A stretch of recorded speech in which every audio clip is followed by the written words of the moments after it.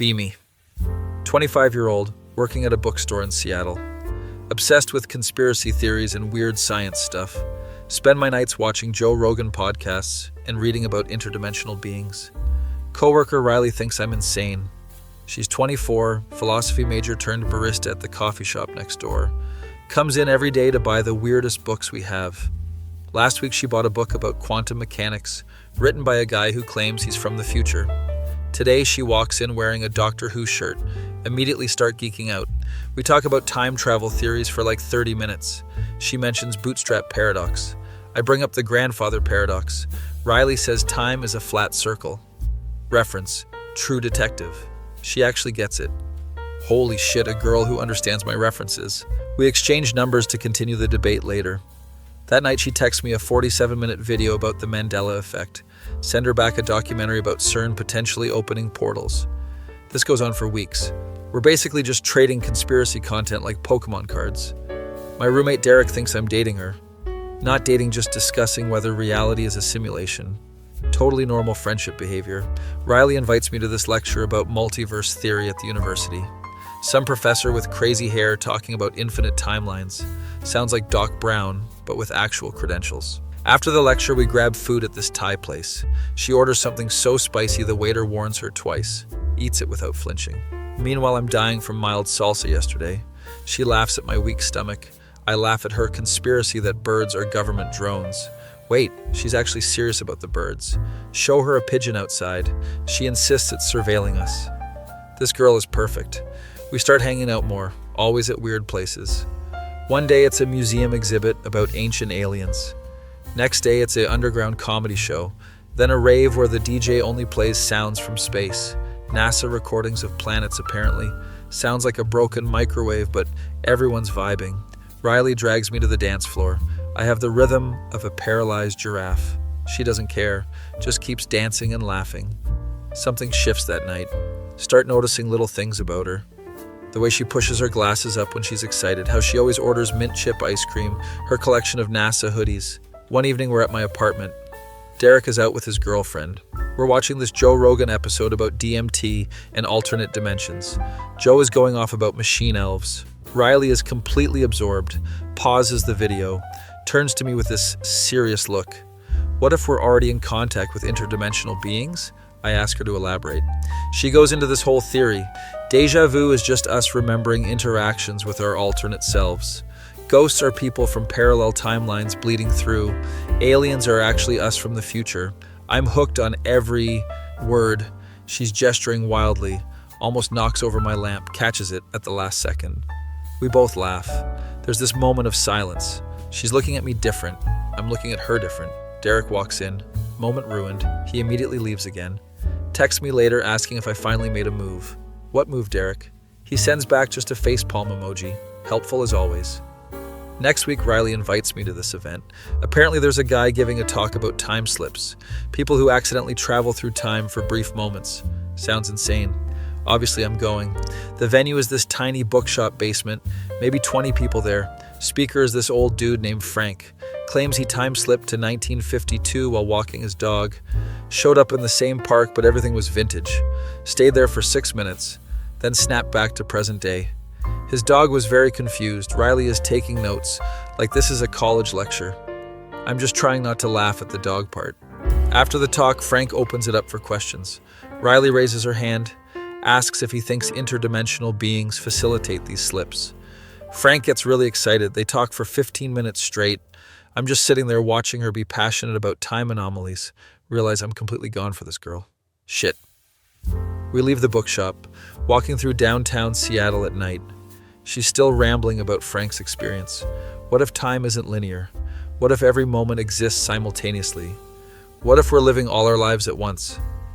I tell her that's basically the plot of Everything Everywhere All at Once. She stops walking, looks at me. That movie changed my life. Same. We stand there in the middle of the sidewalk, people walking around us. She mentions the scene with the hot dog fingers. I mention the fanny pack universe. We're both grinning like idiots. She asks if I want to get coffee. It's 10 p.m., but sure. We end up at this 24-hour diner instead. Order way too much food. cheese fries, onion rings, milkshakes. She tells me about her childhood. Grew up in Portland. Parents were hippies who believed in crystal healing. She rebelled by becoming obsessed with actual science, but kept the weird spiritual stuff too. Perfect balance of logical and mystical. I tell her about my upbringing. Normal suburban family. Got into conspiracies after watching X-Files reruns. My mom thought I'd grow out of it. Instead, I grew into it. Riley laughs, says her parents would love me, asks if I want to meet them sometime. Casual question, but feels significant. Yeah, that would be cool. She smiles into her milkshake. We stay at that diner until 2 a.m., just talking about everything. Childhood memories, favorite movies, worst dates. She once went on a date with a guy who brought his mom. I once dated a girl who thought the earth was flat. We compare disaster stories, laughing so hard the waitress checks if we're okay. Finally leave when they start cleaning around us. Walk her to her car. There's awkward moment. Do I hug her? Do I just wave? She decides for me. Pulls me into a hug. She smells like coffee and bookstore. Perfect. She pulls back. Thanks for tonight. Drive home in a daze. Derek is still awake playing video games. Asks how the cult meeting went. I throw a pillow at him. He dodges it. Asks when I'm going to tell her I like her. I don't like her, Derek. He pauses his game, turns around, gives me the most disappointed look. You literally just got back from a 4-hour date. That was not a date. It was hanging out. He goes back to his game, mutters something about oblivious idiots. Whatever, Derek. Go to my room. Riley texts me. Had fun tonight. We should do it again. Definitely. She sends a meme about time travel. I send one back about aliens. This continues until 4 a.m. Fall asleep smiling at my phone. Like a teenager. I'm 25 years old. Pathetic. Next day at work, my manager asks if I'm okay. Apparently I've been grinning at nothing. Snap out of it. Focus on restocking books. Riley comes in during lunch. Brings me a sandwich from the coffee shop. Remembered I said I like turkey and Swiss. This girl remembers my sandwich preferences. We eat together in the back room. She tells me about this podcast episode. Guest was talking about how consciousness might be quantum. We exist in superposition until observed. I mentioned Schrodinger's cat. She mentions the observer effect. My coworker Janet walks in, immediately backs out, mutters something about young love. We're not in love, Janet. We're discussing quantum mechanics. Totally different. Riley has to get back to work. Leaves, but not before stealing one of my fries. I pretend to be offended. She just grins and walks out. Janet comes back in. You two are ridiculous. What? Just ask her out already. We're just friends, Janet. She gives me the same look Derek gave me. Everyone is being weird. That weekend, Riley invites me hiking. She wants to visit this spot where people report seeing UFOs. Obviously, I'm down. We drive 2 hours outside the city. The trail is brutal. I'm out of shape. She's basically speed walking up this mountain. Stops to wait for me every 10 minutes. I'm dying. She offers me water. I accept gratefully. She calls me a casual. I call her a show-off. We finally reach the spot. It's this clearing with a perfect view of the sky. We set up her telescope. She brought a telescope. Who brings a telescope hiking? Riley does, apparently. We spend hours just looking at stars. She points out constellations, tells me the mythology behind them. I pretend I didn't already know, just like hearing her talk. She's in the middle of explaining Andromeda. Suddenly stops. Do you ever think about how we're made of star stuff? Carl Sagan reference. Yeah, all the time, actually. She turns to look at me. We're literally the universe experiencing itself. That's beautiful. You're beautiful. Did I just say that out loud? Her eyes go wide. I panic. I mean, the sentiment is beautiful. The philosophical concept. Very beautiful concept. She's just staring at me. I want to die. Then she laughs. Not a mocking laugh. A genuine happy laugh. You're such a dork. Takes one to know one. She pushes my shoulder. We go back to stargazing, but something's changed. There's this tension now. Good tension, though. On the drive back, she falls asleep, head against the window. I glance over every few minutes. She looks peaceful. Get back to the city around midnight. Pull up to her apartment. Gently wake her up. She's disoriented. Asks if we're in the right timeline. Yes, we're in the right timeline. She laughs sleepily. Walks to her door. Turns back. Today was perfect. Yeah, it was. She waves and goes inside. Sit in my car for a minute. Processing. Drive home. Derek is having people over. Some party I forgot about. Try to sneak to my room. His girlfriend Melissa spots me. She corners me in the kitchen. So, when are you telling Riley? Not you too, Melissa. She hands me a beer. Everyone can see it, except you two apparently. See what? That you're crazy about each other.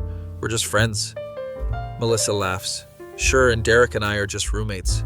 That's different, you're actually dating. And you and Riley will be too eventually. She walks away, leaving me confused in my own kitchen. Spend the rest of the party thinking, maybe everyone has a point. Maybe I do like her, more than as a friend. Shit. Monday comes. Riley texts asking if I want to watch this new documentary about government cover-ups of alien contact. Obviously, yes. She comes over that evening. We're on the couch. Documentary is actually pretty compelling.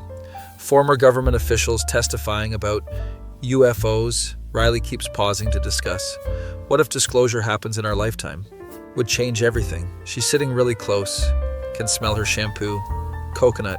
Focus on the documentary. Stop being weird. She leans against me. Just casually. Like it's normal. I freeze. She doesn't seem to notice. Just keeps watching. Eventually relax. Put my arm around her. She nestles closer. This is fine. Everything is fine. Documentary ends. Neither of us move. She breaks the silence. Can I tell you something weird? Always. She sits up, looks at me seriously. I think I've known you before. Like in a past life. Interesting theory. No, like I'm serious. The first time we talked, it felt like remembering. I felt that too. She gets excited. What if we're soulmates? Across timelines. What if we find each other in every universe? That's very romantic. She blushes. I mean theoretically romantic. From a multiverse perspective. Right, theoretically. We're both blushing now. This is ridiculous. I should just tell her. Open my mouth. My phone rings. It's my mom. Worst timing ever. I apologize. Take the call. Mom wants to know if I'm coming home for Thanksgiving. It's September, Mom. She likes to plan ahead. Talk for 5 minutes. Hang up. Riley is on her phone. Moment is gone. She says she should probably head home. Early shift tomorrow. Yeah, okay. Walk her to the door. Awkward goodbye. She leaves. I stand there like an idiot. Derek emerges from his room. You're hopeless. I know, Derek. Week goes by. Things are slightly weird. We still text, but less frequently. She's busy with work. I'm busy with work. At least that's what we tell ourselves. Friday night, I'm closing the bookstore. She walks in right before closing. Looks nervous. Can we talk? Of course. I lock up. We sit on the bench outside. She takes a deep breath. I've been thinking about what I said, about knowing you before. I remember, she continues. I think the reason I believe in time travel is because of you. What do you mean? She looks at me. Meeting you felt like coming home, like I've been looking for you across multiple timelines, and I finally found you. My heart is pounding. She's not done. I know that sounds crazy. I know we always joke about conspiracies and theories, but this is real.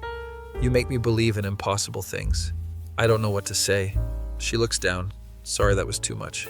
I should go. Starts to stand. I grab her hand. She stops. Looks at me. I believe in impossible things too, because of you. She sits back down. Really, I take a breath. Time to be brave. I think about you constantly. Every weird documentary reminds me of you. Every conspiracy theory makes me want to text you. You're the first person I want to tell everything to. She's smiling now. Keep going. I think you're brilliant and weird and perfect. I think we might actually be soulmates across timelines, or at least in this one. She laughs, tears in her eyes. You're such a dork. Learn from the best. She kisses me, right there on the bench, outside the bookstore, under the Seattle streetlights. It's perfect. We pull apart, both grinning. So, are we doing this? Definitely doing this. She kisses me again. My phone buzzes. Ignore it. Buzzes again. She pulls back laughing. You should check that. It's Derek. Finally, you idiot. How does he know? Look up. He's watching from across the street. Gives us a thumbs up. Riley waves at him. I flip him off. He laughs and walks away. She stands up, pulls me with her. Come on. Where are we going? To celebrate. We end up at the same diner, order the same food, but everything feels different, better. She reaches across the table, takes my hand. So, boyfriend. Yeah, girlfriend. We're really doing the labels? Unless you want to keep it ambiguous. Like Schrodinger's relationship. She throws a fry at me. I catch it in my mouth. She looks impressed. That was actually cool. I know, right? We stay until 3 a.m. again. The waitress recognizes us, brings us free pie, says she's glad we figured it out. Apparently everyone knew. Even the diner staff. We were that obvious. Walk to her car. She kisses me goodnight. Text me when you get home. Such a mom thing to say. She shoves me playfully. Just do it. I salute. She rolls her eyes, drives away smiling. Get home. Derek is still awake. I don't want to hear it. He grins. I'm proud of you. That's somehow worse. Go to bed. Riley texts. Home safe, boyfriend. Sleep well, girlfriend. She sends a heart emoji. I send one back. Life is weird. Met a girl who believes birds are government surveillance. Who thinks we're soulmates across dimensions. Who makes me believe in time travel. Because meeting her felt like destiny. Like every timeline led to this moment. My face when I realized love is just quantum entanglement. That feel when you find your person across infinite universes. Maybe the real interdimensional beings were the girlfriends we made along the way. Be me. 27-year-old software developer in Austin. Been dating Claire for 2 years. She's 26, works as a marketing manager. Relationship is good, but she's always on social media. I mean always. Breakfast, lunch, dinner, bathroom. Her entire life is curated content. One day we're at dinner. Nice Italian place. Food arrives. She immediately starts photographing it. Takes 47 photos from different angles. I just want to eat. She gets mad. You're ruining the aesthetic, Anon. It's pasta Claire. She posted anyway with some caption about living my best life. We finally eat. Food is cold now. Whatever. This becomes a pattern. Every date is a photo shoot. Every moment needs to be documented. I suggest we have one day without phones. She looks at me like I suggested murder. That's unrealistic, Anon. It's 24 hours, Claire. She refuses. Things start getting tense. My coworker Brett notices. Asks if everything is okay. Yeah, just girlfriend stuff. He nods knowingly. His wife is the same way, apparently. Welcome to modern relationships. Thanks, Brett, real helpful. One weekend, Claire wants to go to this art installation. It's basically a room full of balloons. Costs $40 per person. I ask, what's the point? Instagram, Anon, the point is Instagram. We go anyway. She spends 2 hours taking selfies. I'm just standing there holding her purse. Other couples are doing the same thing. Everyone is just taking photos. Nobody is actually experiencing anything. This is depressing. We leave. She's excited about the content. I'm questioning my life choices. That night she's editing photos. I try to talk to her. She holds up one finger. Wait, I need to post this during peak engagement hours. It's 11 p.m. Claire, exactly. Perfect timing for the algorithm. I go to bed alone. Wake up at 3 a.m. She's still on her phone. Claire, come to bed. In a minute. Spoiler alert, it was not a minute. Next day I'm at work, exhausted. Brett brings coffee. You look terrible. Thanks, Brett. He asks what happened. I explain the whole situation. He laughs. Welcome to dating an influencer. She's not an influencer, Brett. She has 3,000 followers. He shrugs. They all think they're influencers. Fair point. That evening I try to have a serious conversation. Claire, I feel like we're not connecting anymore. She's scrolling through TikTok. Are you even listening? Yes, Anon, I'm listening. What did I just say? Something about connecting. She didn't hear a word. I take her phone. She freaks out. Give that back right now. Not until we talk. She stands up. You're being controlling and toxic. I just want 5 minutes of your attention. She grabs her phone back. I need to check my notifications. This is insane, Claire. You're insane, Anon. She storms off to the bedroom, locks the door. I sleep on the couch. Next morning she's gone. Left a note. Staying at my friend Victoria's place. Need space. Great. I text her. Can we please talk about this? No response. Check her Instagram. She posted a story, some quote about toxic. Relationships and knowing your worth. Are you serious right now? I call her. Go straight to voicemail. She blocked my number. Check Instagram. Blocked there too. Facebook blocked. Twitter blocked. She blocked me everywhere but kept her social media public, so I can see her posting but can't contact her. This is psychological warfare. Brett comes over that night with beer. Heard about the breakup. How did you hear? She posted about it. Of course she did. We drink and watch basketball. He asks what I'm gonna do. Nothing, man. If she wants to leave, let her leave. He nods. Respect. Week goes by. She's posting constantly. Living my best life without toxic energy. Thriving in my single era. New day, new me. Each post is more annoying than the last. My friend Todd sees her posts. Texts me. Dude, your ex is wilding on Instagram. I know, Todd. She's posting like 8 times a day, I noticed. He sends me screenshots. She's at brunch with Victoria. She's at a yoga class. She's at some rooftop bar, all with captions about growth and healing. It's been 8 days, Claire. I decide to focus on myself. Hit the gym more, hang out with the guys, pick up guitar again. Actually having a good time. Brett notices the change. You seem happier. I am, actually. That's what happens when you're not worried about aesthetic. He laughs. Preach. Month passes. I'm doing great. Got a promotion at work, bought a new car, started rock climbing. Life is good. Then I get a package. No return address, just my name and address in feminine handwriting. Open it carefully. It's a USB drive. Also, a note. Please watch this. I'm sorry, Claire. What the hell? Take it to Brett's house. Not opening this alone in case it's a virus or something. He's intrigued. This is like a true crime documentary. Shut up, Brett. We plug it into his old laptop, just in case. One video file, 47 minutes long.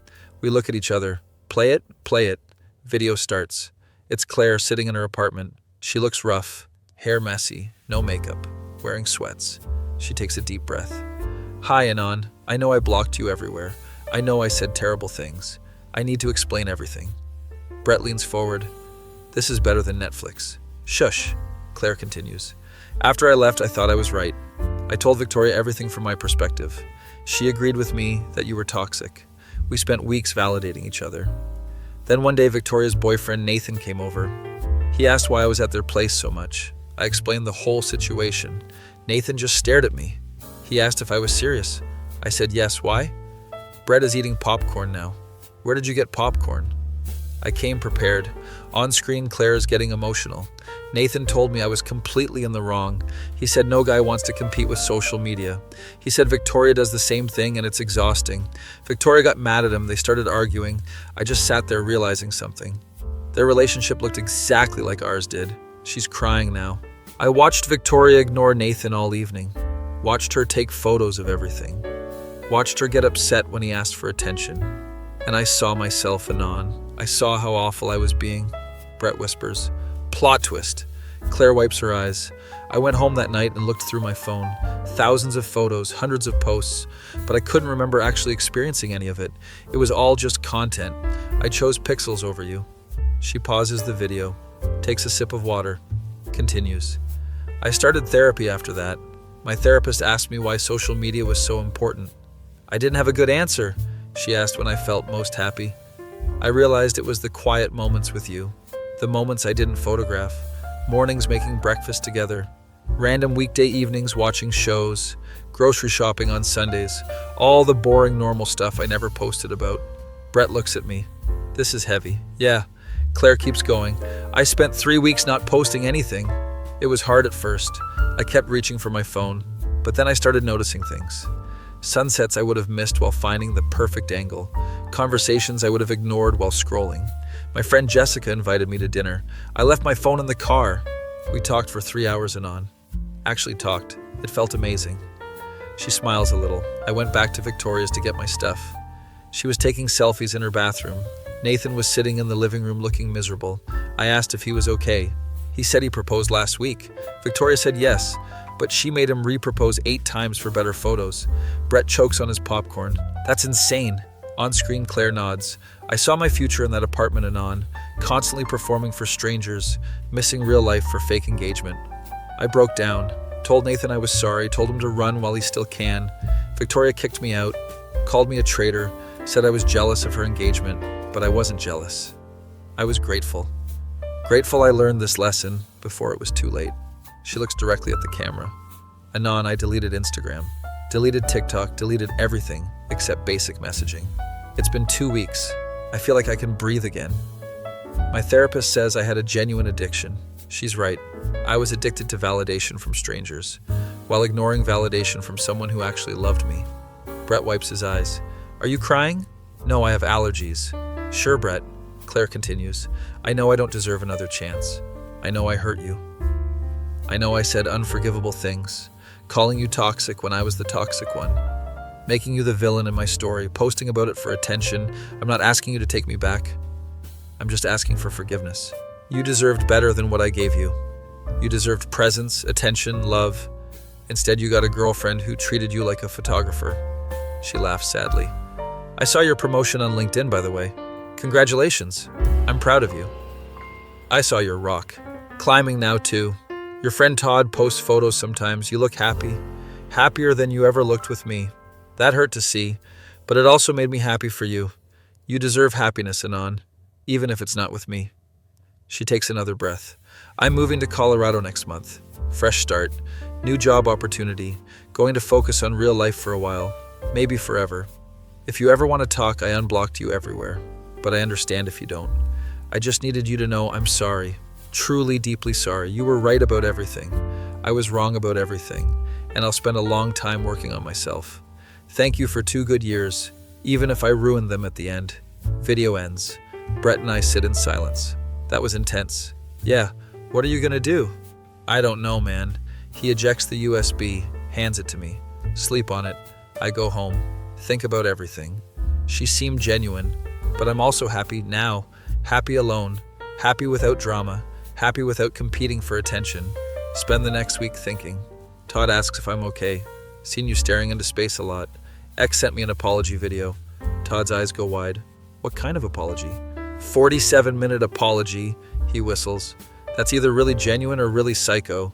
Leaning towards genuine. He asks what I'm gonna do? Probably nothing. He nods. Sometimes the best response is no response. Wise words, Todd. Another week passes. I see Victoria posted engagement photos. 47 different poses. Nathan looks dead inside in all of them. Poor Nathan. I decide to respond. Write Claire an email. Keep it short. Thanks for the apology. I appreciate your honesty. I forgive you. I'm glad you're getting help. Good luck in Colorado. Take care. Hit send. Feel like a weight lifted. She responds within an hour. Thank you, Anon. That means everything. I wish you all the happiness. You deserve it. Take care of yourself. And that's it. Clean closure. Tell Brett about it. He seems disappointed. I thought there would be more drama. Sorry to disappoint. He shrugs. Probably for the best anyway. Yeah, a month later I'm at a work conference. Meet this woman named Harper. She's a UX designer. We talk during the networking session. She's funny and smart. Asks for my Instagram to stay connected. I don't really use social media much. Her face lights up. Oh, thank God, me neither. We exchange actual phone numbers. Like it's 2005. We text back and forth for weeks. Actual conversations. No posting, no performing. Just genuine connection. Ask her out to dinner. She says yes. We go to a nice steakhouse. Food comes. She just starts eating. No photos, no angles, no aesthetic. Just enjoying the meal. I could cry. We date casually for a few months. It's easy and natural. No drama, no social media presence. Nobody even knows we're seeing each other. It's perfect. Then one day Harper asks about previous relationships. I tell her about Claire, the whole story. She listens without interrupting. When I finish, she's quiet. That must have been exhausting. It really was. She reaches across the table, takes my hand. I don't need to post about us to prove we're real. I just need us to be real. Marry this woman. Wait, no, not doing that again. We keep dating, but I realize something. I'm happy, but something feels off. Harper is great, but I'm still carrying baggage. Decide I need more time alone. Have an honest conversation with Harper. She's understanding. We part as friends. Spend the next 6 months really working on myself. Therapy, meditation, reading. Pick up cooking as a hobby. Join a men's support group. Bunch of guys dealing with various life stuff. There's Greg, who's going through divorce. Carlos, who lost his job. Steven, who's struggling with anxiety. We meet every Tuesday. Just talk about life. No judgment, no social media, no performance. Real, authentic connection. One day, Greg brings up relationships. Asks if anyone is dating. I mention my situation. Carlos laughs. Dating is a trap, brother. Steven agrees. Greg is literally getting divorced. They all seem content being single. I realize I am too. Happiest I've been in years. No relationship drama, no expectations, just peace. Brett notices the change. You seem different lately. Good different? Yeah, good different. You're like Zen or something. I've been meditating. He makes a face. Next you'll be wearing robes and chanting. Actually, that sounds kind of nice. He laughs. You're not serious. Kind of am Brett. Fast forward 8 months. I quit my job. Everyone thinks I'm crazy. You're throwing away a great career. I'm pursuing peace, Todd. He doesn't get it. Brett doesn't get it. My parents definitely don't get it. But the guys from the support group do. Greg says he wishes he had the courage. Carlos says he's proud of me. Steven asks where I'm going. There's a meditation retreat in Oregon. 3-month silent retreat. I'm going. They throw me a going away party. It's low-key. Just the guys from group and a few close friends. No social media posts. No photos for content. Just people being present. Exactly how I want it. Leave for Oregon the next week. The retreat is intense. No phones, no internet, no talking. Just meditation and self-reflection. First week is brutal. My mind won't shut up. Second week gets easier. By week 6, I feel different, clearer, calmer, more centered. The retreat ends after 3 months. I don't want to leave. Talk to the instructor. His name is Leonard. Asks what I'm planning next. Honestly, I don't know. He mentions they need volunteers, room and board included. Just help maintain the grounds and assist with retreats. I accept immediately. Call Brett to tell him. You're becoming a monk? Kind of, yeah. He's silent for a minute. Are you happy? Happier than I've ever been, Brett. Then I'm happy for you. Thanks, man. He asks if I have a monk name. Working on it. He suggests something ridiculous. I tell him I'll think about it. Spend the next year at the retreat center. Help with maintenance, garden work, cooking. Assist Leonard. With new retreats. Meet people from all over the world. Everyone's searching for something. Peace, clarity, purpose. I realize I found all 3. One day a new group arrives. I'm helping with orientation. See someone familiar. It's Claire. She doesn't recognize me at first. I have a beard now and lost 30 pounds. During the welcome session, she keeps looking at me, finally approaches after. Anon? Hey, Claire. She looks shocked. What are you doing here? I volunteer here. She tears up. This is where I've been coming. Monthly meditation retreats. They changed my life. Small world. We talk briefly. She's doing well. Loves Colorado. Working as a therapist now, helping people with social media addiction. That's amazing, Claire. She asks about me. I'm happy here. Found my peace. She smiles. You look peaceful. I am. She asks if we can talk more after the retreat. I don't think that's a good idea. She nods understanding.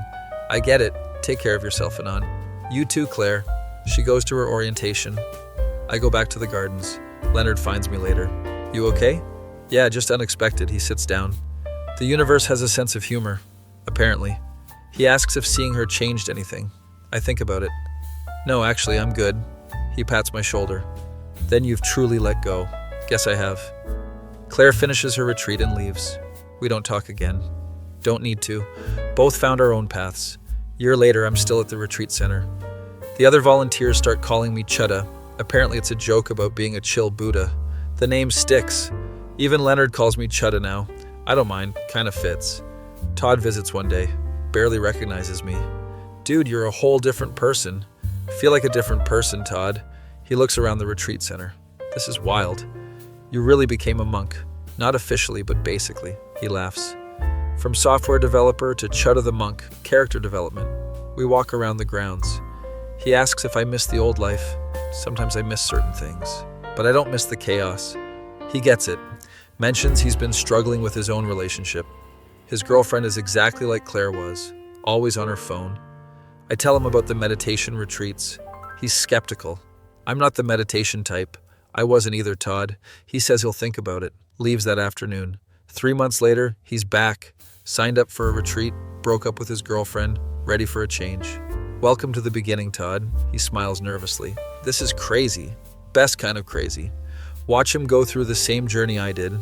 Struggling at first, then breaking through, then finding peace. He doesn't stay like I did. Goes back to his life, but visits regularly, says it keeps him grounded. 2 years pass. I'm basically staff now. Lead some of the meditation sessions, help Leonard with administrative stuff. The name Chudda is official. Even have it on my staff badge. Life is simple. Wake up at dawn, meditate, work in the gardens, help with retreats, meditate some more, sleep, repeat. No drama, no social media, no complications, just existence. Pure, simple, peaceful existence. Brett visits with his family. His kids love the gardens. His wife asks how I do it, how I live so simply. I just stopped needing more. She looks at Brett. Maybe we should try that. He laughs, but I can tell he's thinking about it. They leave that evening. Brett hugs me goodbye. You found it, man. Found what? Whatever you were looking for. Yeah, I guess I did. He gets in the car. His wife is already on her phone. Some things never change, but that's okay. Everyone finds peace in their own way. My way just happened to be here. No relationships, no social media, no complicated, just Chudda the monk. Living simply, being present, finally free. My face. When a USB drive apology led me to become a monk. That feel when you find peace by letting everything go. Claire found her path. I found mine. Sometimes the best ending is not ending up together, but ending up whole, separately. Be me. 23-year-old law school student at UCLA, third year, studying for the bar exam, sitting in criminal procedure lecture. Professor is droning on about appellate jurisdiction. I'm taking notes like a good student. Suddenly this girl rushes in late. She's frazzled, hair messy, looks stressed, scans the lecture hall frantically, makes direct eye contact with me. Her face lights up. "Oh, thank God you're here." She rushes down the aisle toward me. I look behind me. Nobody there. She's definitely talking to me.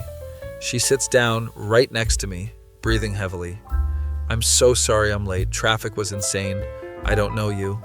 She laughs nervously. "Very funny. We need to discuss the settlement terms." "What settlement terms?" She pulls out a folder. "My divorce papers, remember?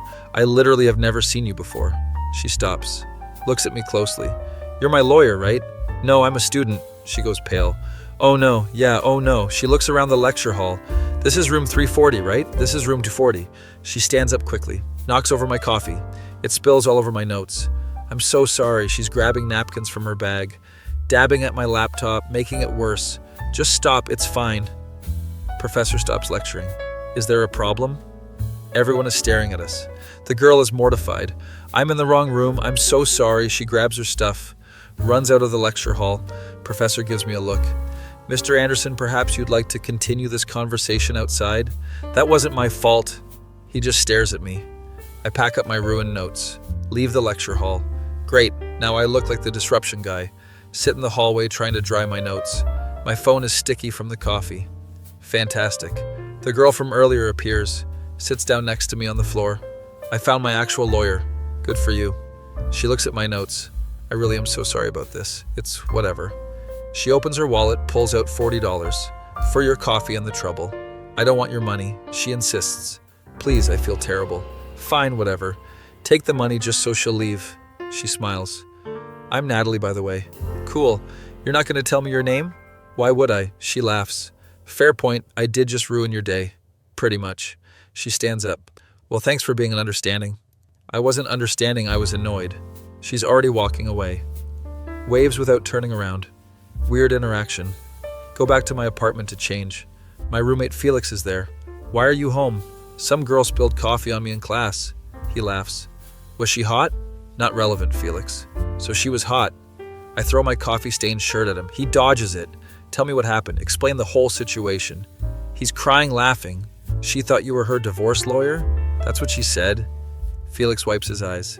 "That's the best story I've heard all week. Glad my suffering amuses you." He asks if I got her number. Why would I get her number? Because it's a great meet-cute story. It's not a meet-cute, it's a meet disaster. He shrugs. Potato, potato. I change and go back to campus. Spend the afternoon in the library, trying to rewrite my notes from memory. My friend Lauren sits down across from me.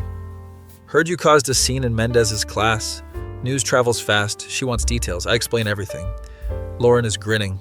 "This is like a romantic comedy." "It's not romantic, it's annoying." "Did you get her name?" "Natalie." Lauren gasps. "You got her name!" "She literally forced money on me and told me her name." "That's basically a marriage proposal. You're all insane." Lauren goes back to her studying, but she's still smiling. Next day I'm getting coffee at the campus cafe. See Natalie in line. She's on the phone arguing with someone. "No, Steven, you can't have the lake house. We bought it with my money." Must be the ex-husband. I try to sneak past her. She spots me, hangs up immediately. "Hey, coffee guy, I have a name, which you never told me. I'm trying to leave." She follows me to a table. Sits down, uninvited. "How are your notes?" I rewrote them. She looks genuinely relieved. "Good, I was worried about that all night." "You were worried about a stranger's notes?" "Well, yeah, I ruined them." She's weird. She asks what I'm studying. Criminal procedure. Her eyes light up. Oh, that's what my actual lawyer said I need to understand. I don't want to hear about your divorce. She ignores me. So, my husband, well, soon-to-be ex-husband, he's trying to claim I abandoned the marriage. Can you believe that? I literally don't know you. He's the one who had an affair with his CrossFit instructor. Such a cliche, right? I'm just trying to drink my coffee. Natalie keeps talking, and now he wants half of everything. Half of the house I bought, half of the car I paid for, half of the dog. You can't split a dog. Exactly. She slams her hand on the table. That's what I told my lawyer. The people at the next table look over. She doesn't notice. I'm going to fight for Mr. Pickles. Your dog is named Mr. Pickles? She smiles. I named him. Stephen wanted to name him Thor. Mr. Pickles is better. Thank you. She checks her phone. Crap, I have to go. Mediation in 20 minutes. She grabs her stuff. Pauses before leaving. Thanks for listening, coffee guy. I didn't have a choice. She grins and leaves. Felix texts me. Having lunch at the quad, join? Head over to meet him. He's with our mutual friend Troy. Troy is in his second year. Felix immediately tells him the story. Troy is laughing. And she just sat down and told you about her divorce? Yep. Troy shakes his head. That's wild, man. Felix asks if I'm going to see her again. Hopefully not. Both of them exchange looks. What? Troy speaks up. You definitely are going to see her again. How would you know that? Because that's how these things work. These things? Meet cutes. Not this again. Felix nods seriously. The universe is telling you something.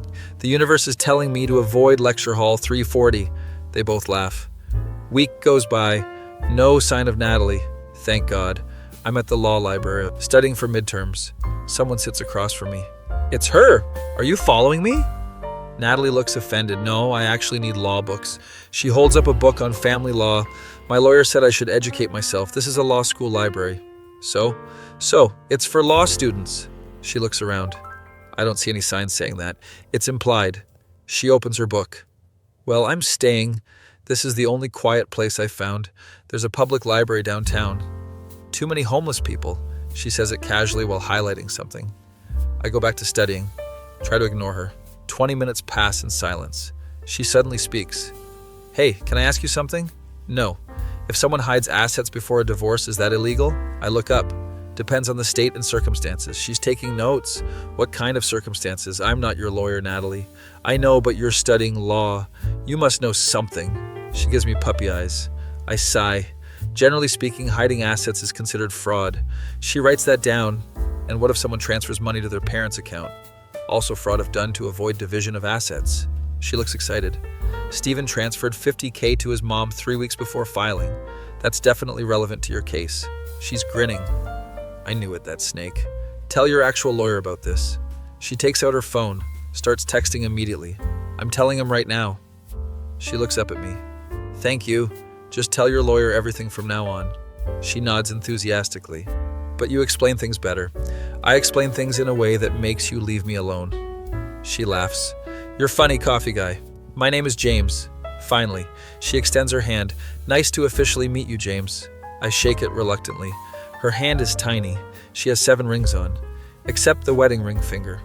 Already took it off, huh? She looks at her hand. Threw it in the ocean last week. Dramatic. It was therapeutic. Stephen was there when I picked it out. He cried, saying it was too expensive. Then I found out he was spending that much monthly on his CrossFit instructor. She's getting angry. Her face is red. So I took the ring to Malibu and threw it as hard as I could. Some fish is wearing it now. I hope it brings them better luck. That's actually kind of funny. She smiles a little. Felt good in the moment. Now I'm just sad I lost $8,000 to the Pacific Ocean. Emotional decisions are expensive. She nods. My therapist says the same thing. Listen to your therapist. I am. She's the one who said I need to study law to feel empowered. Is it working? She thinks about it. Kind of, yeah. Good. We go back to studying. She's actually quiet for once. I finish my chapter and pack up. Leaving already? I have class in 10 minutes. She checks her watch. Oh, I should go too. Therapy appointment. We walk out together. She's shorter than I thought, maybe 5'2". Walks fast though. I'm practically jogging to keep up. She stops at the parking lot. Well, this is me? Points to a Tesla. Nice car, thanks. It's mine. Not marital property. Bought it 2 months before I met Stephen. She's very specific about what's hers. Makes sense given the situation. She gets in the car. Thanks again, James. For what? The asset hiding thing. My lawyer was really interested, just doing basic law. She smiles. You're nice even though you pretend not to be. I'm not nice, I'm neutral. Sure, James, she drives off. Felix calls me right after. Saw you walking with a girl. How do you see everything? I was literally across the parking lot, creep. He laughs. Was that divorce girl? Her name is Natalie. Ooh, first name basis. I hang up on him. 2 weeks pass. Midterms are brutal. Spending every day studying. I'm at the library again. Exhausted and caffeinated. Someone taps my shoulder. It's Natalie. She looks different. Hair cut short, new clothes. Hey, James? Hey. She sits down, places a coffee in front of me. What's this? Coffee? You look like you need it. I do, actually. Take a sip. It's exactly how I like it. How did you know my order? I asked the barista. What you usually get. She remembers customers. That's slightly weird. Natalie shrugs. I'm celebrating, so I'm being nice. Celebrating what? She grins wide. Judge ruled in my favor on the house. Stephen gets nothing. That's good. Good? It's amazing, James. She's bouncing in her seat. My lawyer used that asset hiding information. Showed Stephen transferred money and bought his girlfriend a car. Judge was not happy. That does help your case. She pulls out her phone, shows me a photo. It's her with a golden retriever, and I got Mr. Pickles. The dog looks happy. Stephen tried to claim he was the primary caregiver, but I had vet receipts, training receipts, everything. Judge gave me full custody. Custody of a dog is wild. She puts her phone away. I know, but I don't care.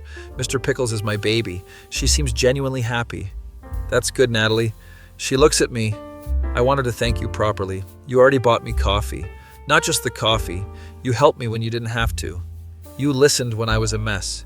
You gave me legal insight that actually mattered. I just answered basic questions. She shakes her head. You gave me confidence, James. Confidence to fight back. Stephen always made me feel stupid. Told me I didn't understand legal things. But you explained stuff and I got it. I realized I'm not stupid. He was just condescending. Good for you. She smiles. So thank you. You're welcome. She stands up. I should let you study. But if you ever need anything, let me know. She puts a business card on the table. It has her number and email. I'm a graphic designer, by the way. Noted. She leaves. Felix appears from behind a bookshelf. Were you hiding there? I was studying, over there. He points to a spot with clear view of my table. You're insane. Did she just give you her number? Business card. Same thing, James. I throw it away in front of him. He looks horrified. Why would you do that? Because I'm not interested. She's literally perfect for you. How would... You know that? Felix counts on his fingers. She's going through something you understand. She thinks you're smart. She bought you coffee. She has a dog. You love dogs. Those are not qualifications for dating. He picks the card out of the trash. I'm keeping this. Why? In case you come to your senses. I won't. He pockets it anyway.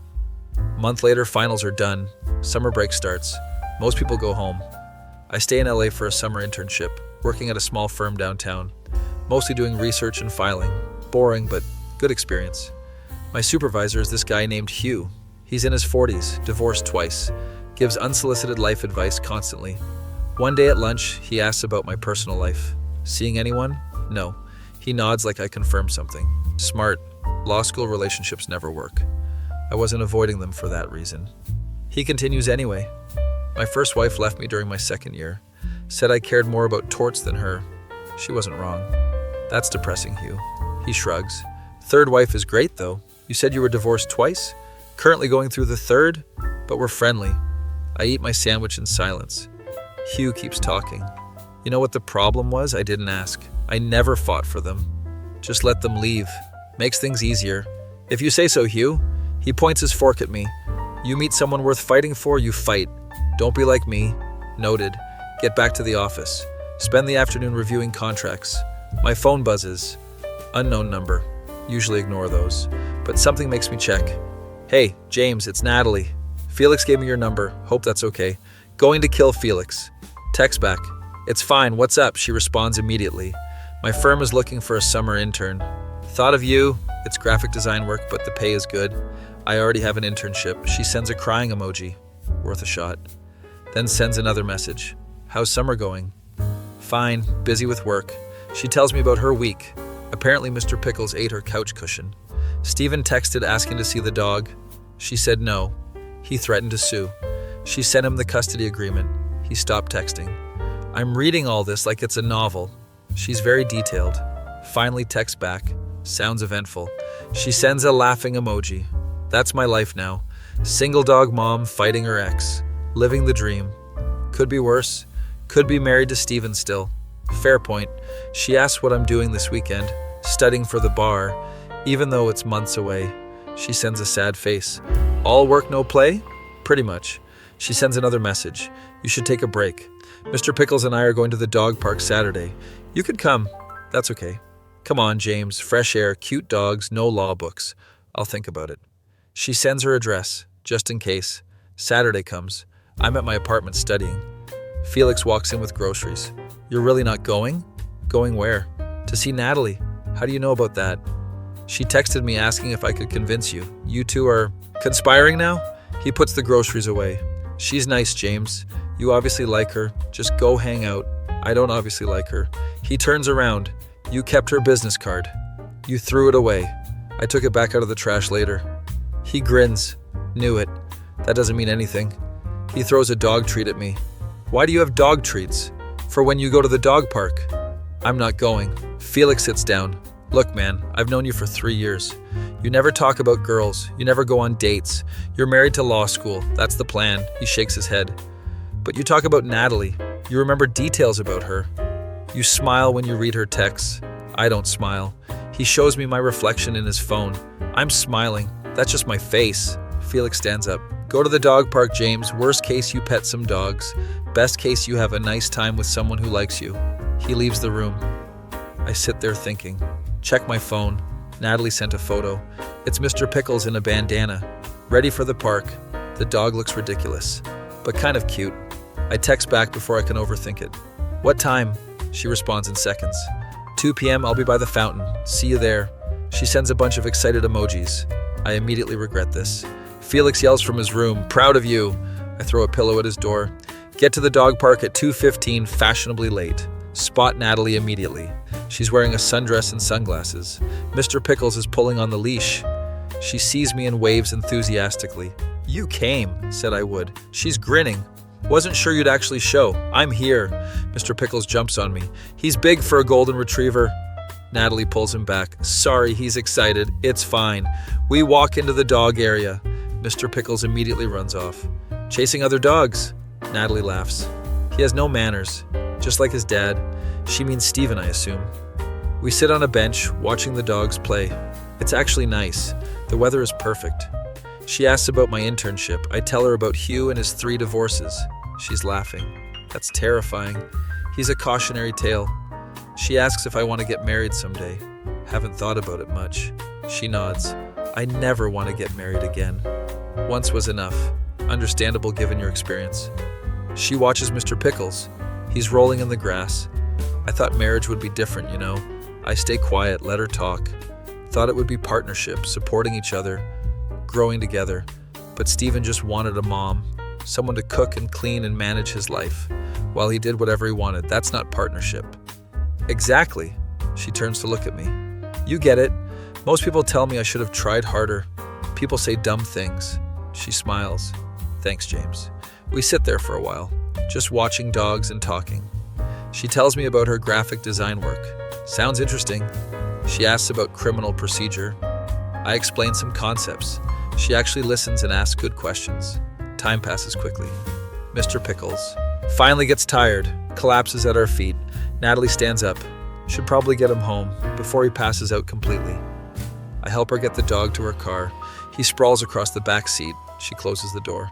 Thanks for coming today, James. It was nice.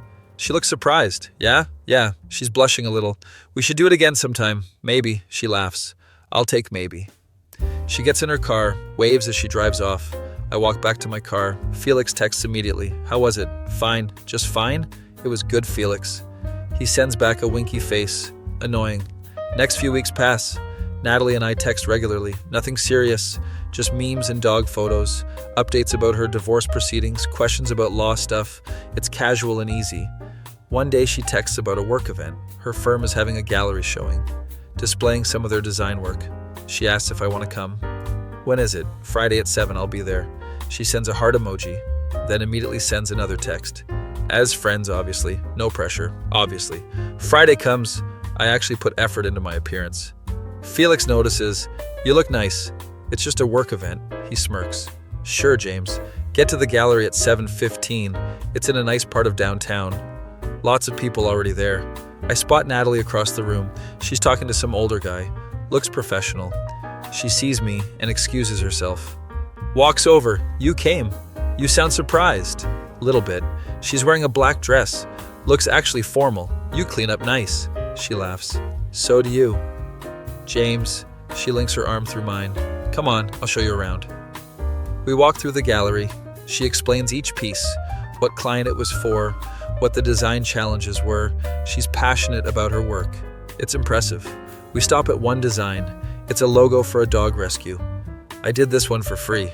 After getting Mr. Pickles, wanted to give back. "That's really cool, Natalie." She smiles. "Thanks." Her boss walks over, the older guy from earlier.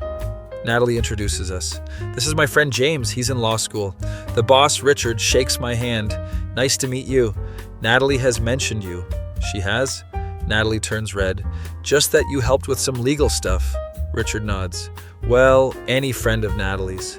Enjoy the show." He walks away. I look at Natalie. "You talk about me at work?" She's avoiding eye contact, maybe a little. "What do you say?" "Just that you're helpful and smart and nice even though you pretend not to be." I'm starting to think I actually am nice, if everyone keeps saying it. She laughs. "Took you long enough to realize." We continue looking at the art. She introduces me to her coworkers. They all seem to know who I am. One girl, Sophie, pulls me aside. "You're the law school guy." "That's me." She leans in. "Natalie talks about you constantly." "She does?" Sophie nods. "Like all the time. Ever since her divorce stuff started. You made a big impression." I don't know what to say to that. Sophie pats my arm. "She's good people. Been through a lot, I know." "Good." She walks away. Natalie comes back, ready to go. The event is winding down. "Sure." We walk outside. It's cooler now. She shivers a little. I take off my jacket. "Here." She takes it, wraps it around herself. "Thanks, James." We walk to the parking structure. Our cars are on the same level. Convenient. We reach her Tesla. She turns to face me. "Thanks for coming tonight. It was fun." She hands back my jacket. Our hands touch for a second. She doesn't pull away immediately. "James, can I ask you something?" "Sure." She takes a breath. "Do you think I'm crazy?" "For what?" "For telling a stranger my whole life story, for basically forcing myself into your life, for constantly bothering you with questions." I think about it. You're not crazy, Natalie. You were going through something hard, and you reached out. That's not crazy. That's human. She looks relieved. I was worried I was being too much. Stephen always said I was too much, too emotional, too needy, too everything. Stephen sounds like he sucks. She laughs. He really does. Silence for a moment. She's looking at me. I'm looking at her. I should probably say something, but my brain is empty. She speaks first. "I like you, James. I like you too." "No, I mean," she pauses. "I really like you." "Oh," she's blushing. "I know the timing is terrible. I'm barely divorced. I'm a mess. You're focused on school, but I couldn't not tell you." I take a breath. "I like you too, Natalie. The real way." Her eyes light up. "Really? Really?" She steps closer. "So what do we do?" "I don't know. I've never done this before." She laughs. "Me neither. I was married at 22. Missed the whole dating thing. We could figure it out together?" She nods. "I'd like that." She kisses me, right there in the parking structure. It's perfect. We pull apart, both grinning. She giggles. "This is the weirdest way to start dating. Meeting in the wrong lecture hall." She nods. "Spilling coffee on you. Bothering you about my divorce. Making you come to a dog park. It's definitely unique." She takes my hand. "But it's our story." "Yeah, it is. My face when a random girl mistook me for her divorce lawyer. That feel when the chaos leads to something real. Sometimes the best relationships start with complete disasters, and I wouldn't change a thing."